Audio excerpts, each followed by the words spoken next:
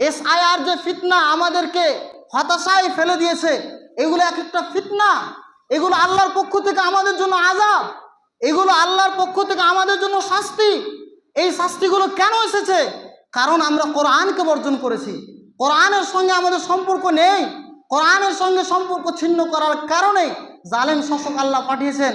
এবং বিশেষ করে SIR যে ফিতনা বর্তমান চলছে, হতাশার মধ্যে আমরা ডুবে আছি। 28 তারিখ কবে আসবে, কার নাম থাকবে কার থাকবে না, এই নিয়ে যে চিন্তা, দুনিয়ার জীবন সংকীর্ণ হয়ে যাওয়া, নিশ্চিন্তভাবে জীবনযাপন করতে না পারা, এর কারণ হচ্ছে কোরআনকে পরিত্যক্ত করা, কোরআনকে বর্জন করা।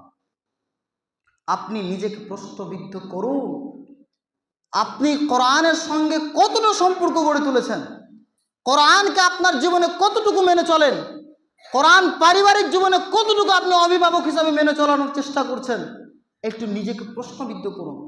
সম্মানিত উপস্থিতি, তো আল্লাহ তাআলা বলছেন, যদি কেউ আমার কোরআন থেকে মুখ ফিরিয়ে নেয়, আমি তার জীবনকে সংকীর্ণ করে দেব।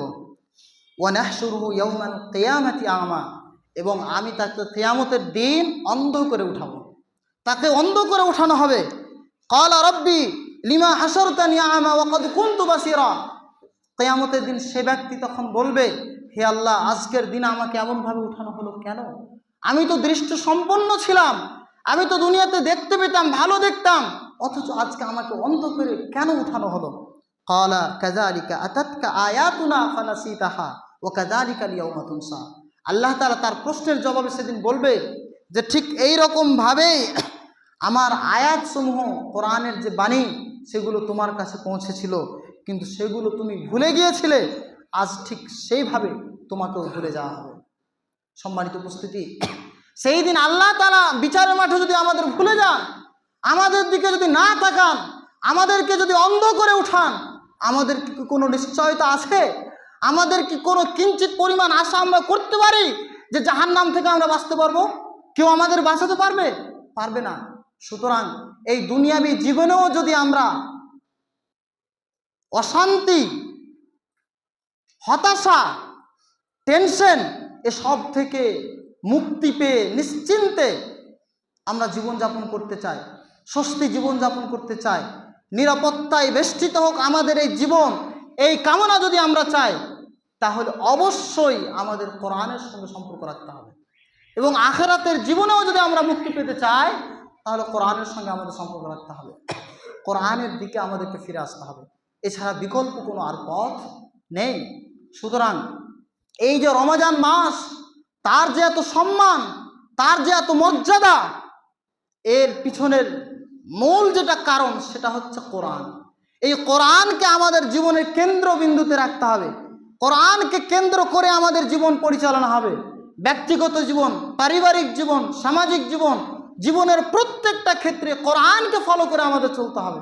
তবেই দুনিয়াবী জীবনও আমরা শান্তি পাবো, দুনিয়াবী জীবন আমাদের সুখ শান্তিতে ভরে উঠবে, এবং আখিরাতের জীবনও আমরা জাহান্নাম থেকে মুক্তি লাভ করব, জান্নাত লাভ অর্জন করতে পারবো। যাই হোক, সম্মানিত উপস্থিতি, সময় শেষ হয়ে গেছে। আলোচনা দীর্ঘ না করে পরিশেষে আমরা বলবো যে আসুন আমরা কোরআনের দিকে ফিরে আসি, কোরআনের সঙ্গে আমাদের সম্পর্ক গড়ে তুলি। যারা এখনও পর্যন্ত আমরা কোরআন শিখিনি, কোরআন পড়তে জানি না, আমরা প্রতিজ্ঞা করি, আমরা দৃঢ় শপথ করি যে আর নয়, যে কোনো মূল্যে হোক না কেন, সর্বোচ্চটুকু দিয়ে আমরা কোরআন পড়ব, কোরআন শিখব, কোরআনকে জানব, বুঝব, কোরআনকে নিয়ে চর্চা করব, কোরআনকে আমাদের জীবনে বাস্তবায়ন করার চেষ্টা করব। আল্লাহ সুবহানাহু ওয়া তাআলা আমাদের সকলকে এই তৌফিক দান করুক। আমিন। আল্লাহুম্মা সাল্লি আলা মুহাম্মদ ওয়া আলা আলি মুহাম্মদ কামা সাল্লাইতা আলা ইব্রাহিম ওয়া আলা আলি ইব্রাহিম ইন্নাকা হামিদুম মাজিদ। আল্লাহুম্মা বারিক আলা মুহাম্মদ ওয়া আলা আলি মুহাম্মদ কামা বারাকতা আলা ইব্রাহিম ওয়া আলা আলি ইব্রাহিম ইন্নাকা হামিদুম মাজিদ। সুবহান রাব্বিকা রাব্বিল ইজ্জাতি আম্মা ইয়াসিফুন ওয়া সালামুন আলাল মুরসালিন ওয়ালহামদুলিল্লাহি রাব্বিল আলামিন। আসসালামু আলাইকুম ওয়া রাহমাতুল্লাহ।